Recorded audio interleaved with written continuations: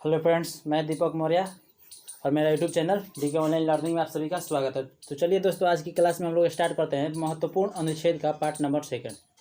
कल हम लोग देखे थे पार्ट 1 में देखे थे कुछ अनुच्छेद को और कुछ भाग को देखा गया था, और आज हम लोग उसके आगे देखने जा रहे हैं।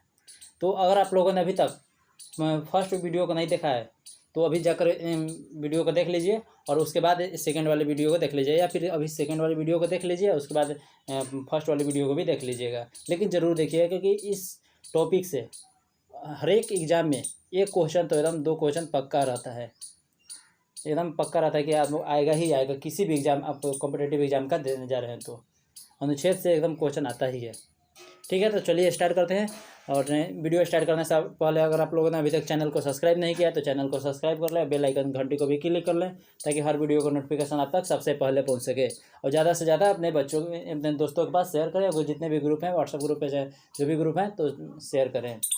ठीक है, चलिए स्टार्ट करते हैं बिना टाइम को बर्बाद किए। देखिए, हम लोग क्या किए थे कि कल कहाँ तक पढ़ा था कि भारत के राष्ट्रपति तक देखे थे। तो भारत के राष्ट्रपति तक जब देखा गया था तो उसमें क्या देखा गया कि अनुच्छेद 52 में देखा गया था कि शक्तियाँ होती है किस राष्ट्रपति के पास, किस कार्यपालिका की जो शक्ति होती है वो राष्ट्रपति के पास ही होता है। जिसमें किसमें कौन सा अनुच्छेद बताया गया, तो अनुच्छेद 52 बताया गया है। उसके बाद अनुच्छेद आता है 54, अनुच्छेद 54 आता है, तो उसमें राष्ट्रपति के निर्वाचन के बारे में बताया गया है, राष्ट्रपति के निर्वाचन के बारे में बताया जाता है। उसके बाद आ जाता है आपका कौन 56, अनुच्छेद 56 है, तो अनुच्छेद 56 में राष्ट्रपति की पदावधि के बारे में बताया गया। अनुच्छेद 56 में राष्ट्रपति की पदावधि के बारे में बताया गया। अनुच्छेद 60 में बताया कि राष्ट्रपति के शपथ के बारे में। अनुच्छेद 60 में क्या बोला गया है कि राष्ट्रपति के शपथ के बारे में बताया जाता है। अनुच्छेद 61 में बताया गया कि महाभियोग के बारे में बताया जाता है। अनुच्छेद 61 में बोला गया, अनुच्छेद 61 में महाभियोग के बारे में बताया जाता है कि अनुच्छेद 61 क्या, महाभियोग के बारे में।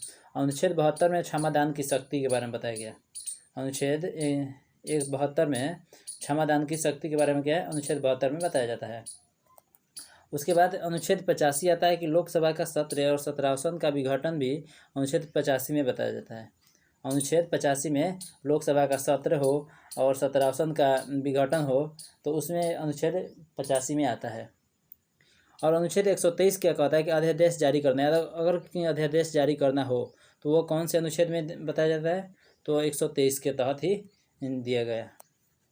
उसके बाद आ जाता है अनुच्छेद 143, तो सुप्रीम कोर्ट से राष्ट्रपति द्वारा किसी मामले पर सलाह, और कोई से मामले पर कोई टॉपिक उस पर अगर सलाह लेना हो तो सुप्रीम कोर्ट से राष्ट्रपति द्वारा, तो वह अनुच्छेद 143 के तहत ही किया जाएगा, अगर कोई सलाह लेना हो तो। ठीक है, तो चलिए इतना यहाँ तक हम लोग कल की वीडियो में देखे थे। और आज हम लोग देख रहे हैं क्या कि उपराष्ट्रपति, कौन से उपराष्ट्रपति, तो उपराष्ट्रपति के बारे में हम आज देखने वाले हैं। तो देखिए, अनुच्छेद 63, 64, 67 सब महत्वपूर्ण है।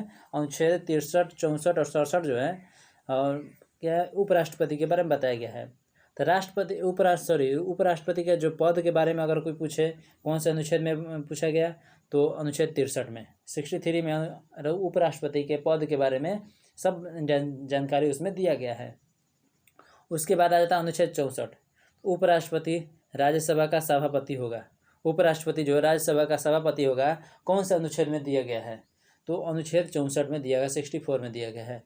उपराष्ट्रपति जो है राज्यसभा का सभापति होता है, ये अनुच्छेद 64 में दिया गया है। उसके बाद आया था अनुच्छेद 67, 67, तो पदावधि के बारे में उसमें बताया गया कि पदावधि के बारे में उसमें कौन सा अनुच्छेद में, तो अनुच्छेद 67 में बताया गया, पदावधि के बारे में बताया जाता है। ठीक है, चलिए आगे आते हैं। उसके बाद केंद्रीय मंत्रिपरिषद के बारे में देखिए, तो केंद्रीय मंत्रिपरिषद में अनुच्छेद 2 में दिया गया, महत्वपूर्ण है कि अनुच्छेद 74, अनुच्छेद 78, अनुच्छेद 74 और अनुच्छेद 78 जो है केंद्रीय मंत्रिपरिषद के बारे में बताया गया है। तो केंद्रीय मंत्रिपरिषद में अनुच्छेद 74 में क्या बोला गया कि राष्ट्रपति की सहायता के लिए मंत्रिपरिषद जिसका प्रधान प्रधानमंत्री होगा, जिसका प्रधान क्या है, प्रधानमंत्री होगा। तो राष्ट्रपति की सहायता के लिए मंत्रिपरिषद होता है, कैबिनेट मिशन होता है, कैबिनेट मंत्री सब बैठते हैं एक जगह। तो इसमें वही बोला गया है कि अनुच्छेद 74 में कि राष्ट्रपति की सहायता अगर कोई चाहिए तो मंत्रिपरिषद के लिए, राष्ट्रपति की सहायता के लिए मंत्रिपरिषद होता है। तो जिसका प्रमुख कौन से होते हैं, प्रधानमंत्री होते हैं। ठीक, तो ये इस तरह की बातें जो बताया गया है कौन से अनुच्छेद में, तो अनुच्छेद 74 में आपको बताया गया है।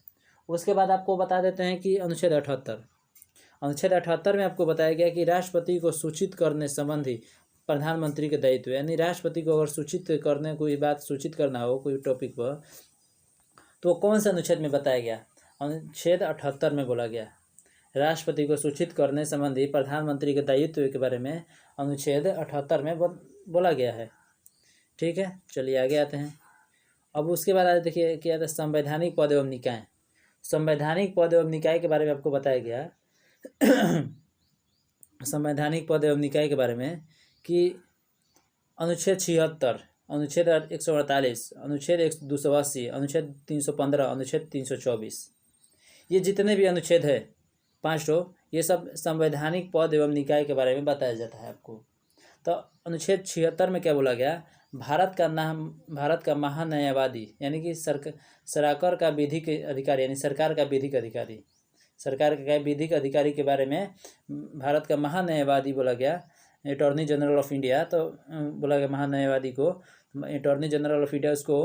तो इस तरह की बातें जो है अनुच्छेद 76 के तहत बोला गया, अनुच्छेद 76 के तहत बताया जाता है आपको।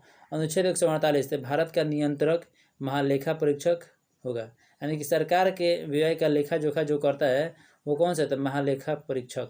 भारत का नियंत्रक एवं महालेखा परीक्षक कौन से है, तो अनुच्छेद 148 में बताया जाता है। कौन सा अनुच्छेद में, तो अनुच्छेद 148 में भारत का नियंत्रक महालेखा परीक्षक जो होता है, यानी सरकार के व्यय का लेखा जोखा में कितना देश में कितना क्या हो रहा है, कि कहाँ पैसा कौन से राज्य में कितना दिया जा रहा है, कौन ये सब जितने भी यानी कि लेखा जोखा का मतलब वही होता है कि क्या जो भी जानकारी है सब, तो वो सब प्रधानमंत्री को कौन बताएगा, तो सब यानी कि अनुच्छेद 48 के तहत ही बताया जाएगा कि आपको इससे यहाँ पर इतना काम हुआ है। अनुच्छेद 280 में बोला गया वित्त आयोग। तो वित्त आयोग बोलते हैं ना, वित्त अध्यक्ष कौन है, वित्त आयोग का अध्यक्ष कौन है, तो ये वही बोला गया कि अनुच्छेद 280 में वित्त आयोग के बारे में बताया जाता है। अनुच्छेद 280 में वित्त आयोग के अध्यक्ष, वित्त आयोग के बारे में बताया जाता है अनुच्छेद 280 में। अनुच्छेद 315 में बोला गया यूपीएससी, अनुच्छेद 315 में बोला गया यूपीएससी के बारे में। अनुच्छेद 315 में क्या बोला गया कि यूपीएससी के बारे में बताया जाता है, अनुच्छेद 315। अनुच्छेद 300 यूनियन पब्लिक सर्विस कमीशन जो होता है उसके बारे में अगर कोई पूछे कौन से अनुच्छेद में आपको दिया गया है संविधान के, तो अनुच्छेद 315 में दिया गया है। ठीक है, चलिए आगे आते हैं। अनुच्छेद 324, तो अनुच्छेद 324 में बोला कि निर्वाचन आयोग के बारे में बोलते हैं ना कि अब निर्वाचन आयोग, इस निर्वाचन आयोग का अध्यक्ष कौन है, इस निर्वाचन आयोग के अध्यक्ष कौन, आप लोग करंट अफेयर्स में देखें हैं, तो वही आपको बोला गया कि अनुच्छेद 324 में निर्वाचन आयोग के बारे में बताया जाता है। सही है, चलिए आगे आते हैं। उसके बाद देखिए आ जाता है कि संसद के बारे में। तो संसद के बारे में अगर पूछे तो संसद के बारे में, तो अनुच्छेद बोला कि संसद का गठन कौन सा अनुच्छेद में बताया गया है, संसद का गठन करना तो कौन सा अनुच्छेद में बताया गया है, तो अनुच्छेद 79 में बताया गया, अनुच्छेद 79 में 79 में बताया गया, अनुच्छेद 79 में बताया गया, 79 में बताया गया। उसके बाद राज्यसभा की संरचना के बारे में अगर को बोल दे तो कौन से अनुच्छेद में बताया गया, तो अनुच्छेद 80 में बताया गया। राज्यसभा की संरचना के बारे में अनुच्छेद 80 में बताया जाता है। उसके बाद लोकसभा की संरचना के बारे में अनुच्छेद 81 में बताया गया। लोकसभा की संरचना के बारे में अनुच्छेद क्या है, अनुच्छेद 81 में बताया गया कि लोकसभा के संरचना के बारे में। उसके बाद राज्यसभा के सभापति के बारे में कौन सा अनुच्छेद में लिखा गया है, तो अनुच्छेद 89 में बताया गया, 89 में बोला गया, अनुच्छेद 89 में 89 में बताया गया। वो कौन से, तो अनुच्छेद 89 में राज्यसभा के सभापति के बारे में। उसके बाद आ गया आपको लोकसभा का अध्यक्ष। तो लोकसभा के अध्यक्ष के बारे में अनुच्छेद 93 में बोला गया। लोकसभा का अध्यक्ष के बारे में कौन से अनुच्छेद में, तो अनुच्छेद 93 में। लोकसभा का अध्यक्ष के बारे में अनुच्छेद 93 में बोला गया। लोकसभा का अध्यक्ष के बारे में अनुच्छेद 93 में बोला गया। लोकसभा के अध्यक्ष के बारे में क्या अनुच्छेद 93 में बोला गया। लोकसभा के अध्यक्ष के बारे में अनुच्छेद 93 में बोला गया है। ठीक, उसके बाद आपको अनुच्छेद 100 में बोला गया। तो अनुच्छेद 100 में आपको क्या बोला गया, अनुच्छेद 100 में कि विधेयक पर मत बराबरी की स्थिति में निर्णायक मत देने का अधिकार वो कौन सा अनुच्छेद में बोला गया?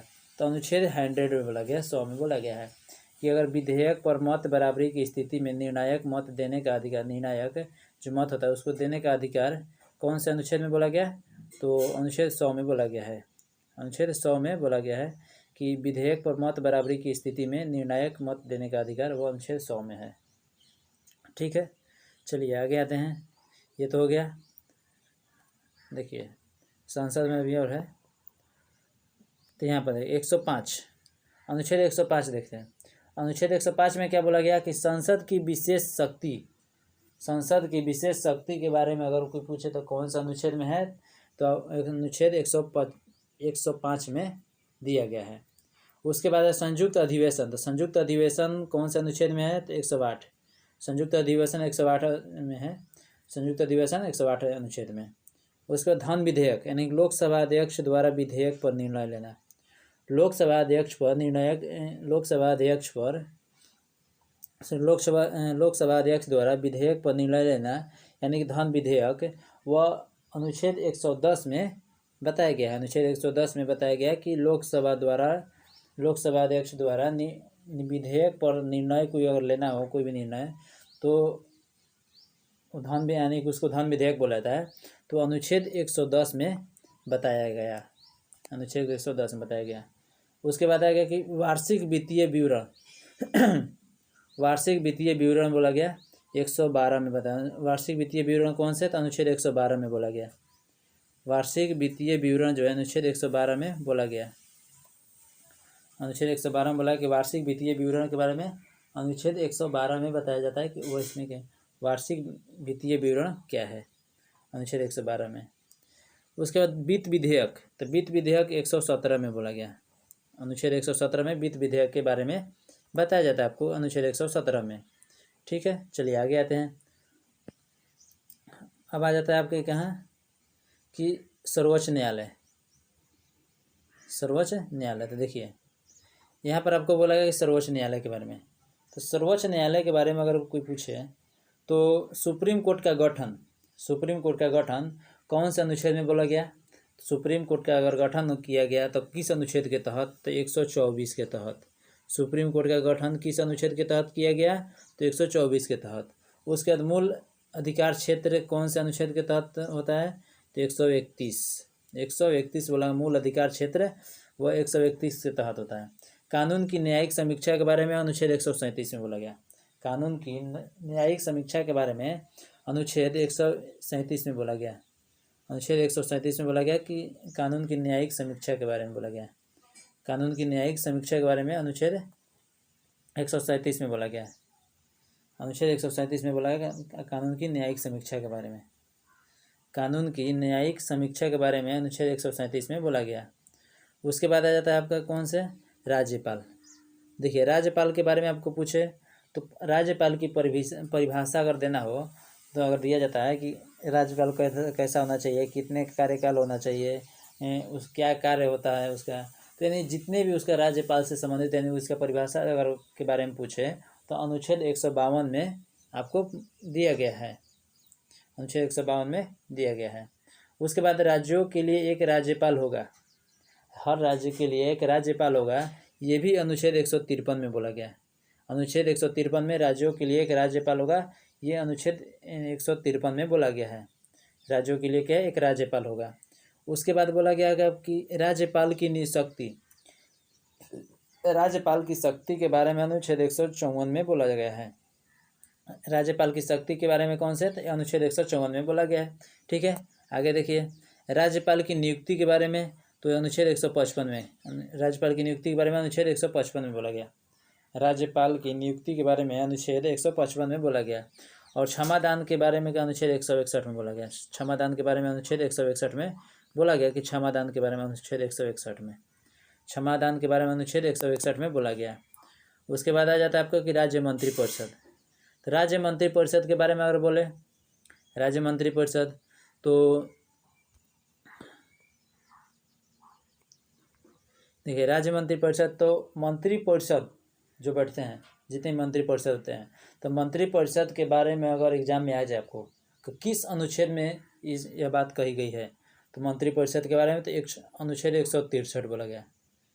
63, 64, 65 लगातार है। राज्य मंत्रिपरिषद 63, 64, 65 आप याद कर लीजिए। राज्य मंत्रिपरिषद, मंत्रिपरिषद देखिए, मंत्री राज्य मंत्रिपरिषद यानी कि मंत्री में यानी 3 होते हैं, तो मंत्रिपरिषद में 3, तो इसमें 63, 64, 65 याद कर लीजिए। 63 में बोला गया, तो 163 में बोला गया कि मंत्रिपरिषद के बारे में, मुख्यमंत्री की नियुक्ति के बारे में 64 में, और यानी 164 में, और महाधिवक्ता के बारे में यानी राज्य सरकार के वकील के बारे में तो 165 में बोला गया। महाधिवक्ता के बारे में 165 में आपको बताया जाता है, ये बात कही गई है। 165 में महाधिवक्ता और मुख्यमंत्री की नियुक्ति 164 और मंत्रिपरिषद के बारे में 163 में। ठीक, अब देखिए राज्यपाल, तो किसका, तो विधानमंडल का। तो विधानमंडल के बारे में अगर पूछे तो अनुच्छेद 168 बोला गया। विधानमंडल के बारे में पूछे तो अनुच्छेद 168 बोला गया विधानमंडल के बारे में, अनुच्छेद 168। उसके बाद अनुच्छेद 169 विधान परिषद का गठन एवं समाप्ति, विधान परिषद का गठन एवं समाप्ति के बारे में अनुच्छेद 168 में बोला गया। विधान परिषद के गठन एवं समाप्ति के बारे में अनुच्छेद 168 में बोला गया कि विधान परिषद के गठन एवं समाप्ति के बारे में, विधान परिषद के गठन एवं समाप्ति के बारे में अनुच्छेद 168 में बोला गया, 169 में बोला गया। अनुच्छेद 169 में विधान परिषद के गठन एवं समाप्ति के बारे में, और विधानमंडल के बारे में अनुच्छेद 168 में बोला गया। विधानमंडल, ठीक है, राज्य विधानमंडल तो 168 विधानमंडल के बारे में, और 169 उसके एक आगे विधान परिषद का गठन एवं समाप्ति के बारे में पूछा गया। ठीक, चलिए आगे आते हैं। अब देखते हैं कि आपका उच्च न्यायालय, तो उच्च न्यायालय के बारे में अगर पूछे आपसे, उच्च न्यायालय के बारे में, तो 214 में हाई कोर्ट का गठन लगा। और देखिए 124 में क्या बोला गया है, 124 में तो सुप्रीम कोर्ट का गठन, और सर्वोच्च न्यायालय के में बोला गया कि सुप्रीम कोर्ट का गठन 124 में बोला गया था। और वही आपको 100 जोड़ दीजिए उसमें, 124 नहीं 110 जोड़ देते हैं, नहीं 124 जो भी है। देखिए यहाँ पर 100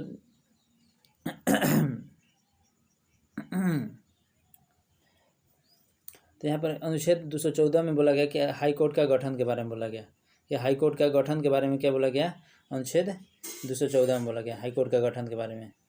उसके बाद आ गया कि 226 अनुच्छेद 226 में मूल अधिकार के संरक्षण के लिए रीट, यानी मूल अधिकार के संरक्षण के लिए अगर रीट के बारे में आपको पूछे तो वो कौन से अनुच्छेद में, तो 226 में बताया गया कि मूल अधिकार के इसमें के संरक्षण किया गया। तो रीट के बारे में अनुच्छेद 226 में बोला गया, अनुच्छेद 226 में बोला गया है। उसके बाद आपको आ जाए तो केंद्र राज्य परिषद, केंद्र राज्य संबंध में, तो केंद्र राज्य संबंध में क्या बताया गया कि राज्य सूची पर संसद द्वारा कानून बनाने का प्रावधान, राज्य सूची पर संसद द्वारा कानून बनाने का प्रावधान किस अनुच्छेद में है, तो 249 बोला गया। अनुच्छेद 249 में बोला गया कि अनुच्छेद 249 में कि आपके यहाँ पर राज्य सूची पर संसद द्वारा कानून बनाने का प्रावधान है, यानी कि केंद्र जो है राज्य पर कानून बना सकता है, लेकिन राज्य केंद्र पर कानून नहीं बना सकता है। तो ये इस तरह की बातें जो हैं वो अनुच्छेद 249 में बताया गया है। उसके बाद नदी जल विवाद, और नदी जल विवाद आपको पूछे क्या नदी जल विवाद, तो नदी जल विवाद के बारे में अगर पूछे तो नदी जल विवाद आपको 262 में बताया गया। नदी से संबंधित अगर नदी जल से संबंधित अगर कोई विवाद है आपको तो किस अनुच्छेद में बताया जाता है, तो अनुच्छेद 262 में बोला गया, अनुच्छेद 262 में बोला गया। ठीक है, उसके बाद अंतर्राज्यीय परिषद, तो अंतर्राज्यीय परिषद के बारे में तो अनुच्छेद 263 के बारे में बोला, अनुच्छेद 263 के बारे में बोला गया। अंतर्राज्यीय परिषद के बारे में अनुच्छेद 263 के बारे में 263 के बारे में बोला गया। अनुच्छेद 263 अंतर्राज्यीय परिषद बोला गया, अंतर्राज्यीय परिषद बोला गया कि अनुच्छेद 263। संचित निधि, तो संचित निधि के बारे में बोला गया 266 में। संचित निधि के बारे में क्या बताया गया कि 266 में बोला गया, संचित निधि के बारे में 266 में बोला गया। संचित निधि के बारे में बोला गया 266 अनुच्छेद 266 संचित निधि के बारे में बताया जाता है। उसके बाद आपातकालीन निधि, तो आपातकालीन निधि के बारे में क्या अनुच्छेद 267 में बोला गया। आपातकालीन निधि के बारे में अनुच्छेद 267 में बोला गया। आपातकालीन निधि के बारे में क्या अनुच्छेद 267 बोला गया। आपातकालीन निधि के बारे में अनुच्छेद 267 में बोला गया कि आपातकालीन निधि के बारे में आपातकालीन निधि 267 बोला गया। ठीक। और संचित निधि 266, अंतर्राज्यीय परिषद 263 और नदी जल विवाद 262, 249 राज्य सूची पर संसद द्वारा कानून बनाने का प्रावधान 249 में। उसके बाद देखिए आगे लोकसभा एवं राज्यसभा में आरक्षण। तो लोकसभा एवं राज्यसभा में आरक्षण होता है, तो यानी लोकसभा में एसटी या एससी का आरक्षण किस अनुच्छेद में बोला गया, तो अनुच्छेद 330 में बोला गया। अनुच्छेद 330 में लोकसभा में एसटी और एससी का आरक्षण के बारे में अगर पूछे तो अनुच्छेद 330 में। उसके बाद राज्य विधानसभा में एसटी एससी का आरक्षण 332 में। राज्य विधानसभा में एसटी एससी का आरक्षण 332 में बोला गया। राज्य विधानसभा में एसटी एससी का आरक्षण के अनुच्छेद 332 में बोला गया। राज्य विधानसभा में एसटी या एससी का आरक्षण 332 में बोला गया। उसके बाद सेवा एवं पद में एसटी एससी का आरक्षण 335 में बोला गया कि सेवा क्या है कि सेवा एवं पद में एसटी एससी का आरक्षण 335 में बोला गया। एसटी एससी का आरक्षण क्या है 335 में बोला गया कि सेवा एवं पद में एसटी एससी का आरक्षण सेवा एवं पद में एसटी एससी का आरक्षण होता 335 में, और राज्य विधानसभा में एसटी एससी का आरक्षण 332 में, और लोकसभा में एसटी एससी का आरक्षण 330 में बोला गया। ठीक है, चलिए आगे आते हैं। उसके बाद देखिए यहाँ पर आ गया कि एसटी आयोग और एससी आयोग, एसटी एक आयोग हो गया और एससी आयोग हो गया। तो ये बातें वह अनुच्छेद 338 में या 338 ए में बोला गया। 338 में और 338 ए में बोला गया कि एसटी के यानी कि एससी का योग 338 में और एसटी का योग 338 ए में बोला गया। 338 ए में बोला गया है। ठीक है, चलिए आगे आते हैं। उसके बाद आ गया कि पिछड़ा वर्ग आयोग। तो पिछड़ा वर्ग आयोग 103वां संशोधन अधिनियम 2018 के द्वारा पिछड़ा वर्ग आयोग तो 103वां संशोधन अधिनियम 2018 के तहत किया गया, जो अनुच्छेद 338 बी में बोला गया। अनुच्छेद 338 बी में बोला गया कि पिछड़ा वर्ग आयोग का 103वां संशोधन 2018 द्वारा अनुच्छेद 338 बी में आपको बताया गया इस तरह की बातें। ठीक, चलिए आगे देखते हैं। देखिए, तो यहाँ पर फिर से आपको बता दें कि क्या बताया गया कि अनुच्छेद 343 अनुच्छेद 343 तो भारत की राजभाषा एवं लिपि, भारत की राजभाषा क्या है और लिपि के बारे में अनुच्छेद 343 में बताया गया है। भारत की राजभाषा एवं लिपि के बारे में अनुच्छेद 343 में बताया गया। उसके बाद ग्राम पंचायत के बारे में पूछे आपको, ग्राम पंचायत में के बारे में, तो अनुच्छेद 243 ए से लेकर ओ तक में आपको अनुच्छेद 243 ए से लेकर ओ तक में अब ग्राम पंचायत के बारे में बताया गया है।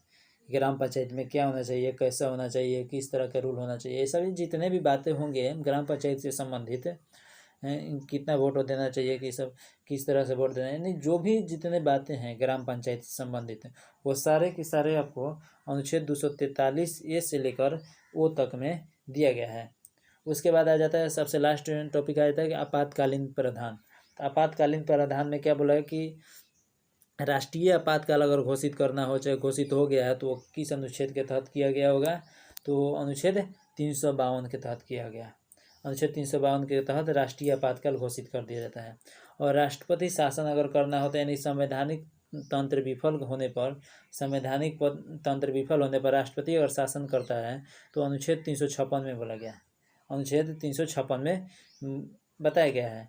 उसके बाद अनुच्छेद 360 में बोला गया आपको कि वित्तीय आपातकाल अगर घोषित करना हो, चाहे घोषित हो गया हो, तो वो इस सारे बातें जो हैं अनुच्छेद 360 में किया गया वित्तीय आपातकाल से संबंधित 360 में। उसके बाद सबसे लास्ट टॉपिक आ जाते हैं 368 संविधान संशोधन।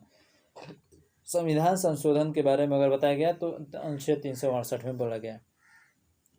देखिए, तो चलिए दोस्तों, आज की क्लास को हम लोग इतना ही पर एंड करते हैं। और आप लोगों ने अभी तक चैनल को सब्सक्राइब नहीं किया है तो चैनल को सब्सक्राइब कर लें, बेल आइकन को घंटे को भी क्लिक कर लें, ताकि हर वीडियो को नोटिफिकेशन आप तक सबसे पहले पहुँचे। और ज़्यादा से ज़्यादा अपने दोस्तों के पास और जितने भी ग्रुप हैं शेयर कीजिए। ठीक है दोस्तों, तो चलिए, और आप लोगों ने अभी तक यानी कि देखिए, दोनों आज के क्लास और कल की क्लास दोनों जरूर देख लीजिए। 1-2 क्वेश्चन या 2 से 3 क्वेश्चन एकदम 100% आपको किसी भी एग्जाम में पक्का है। ठीक है, तो चलिए हम लोग वीडियो को एंड करते हैं। जय हिंद, जय भारत।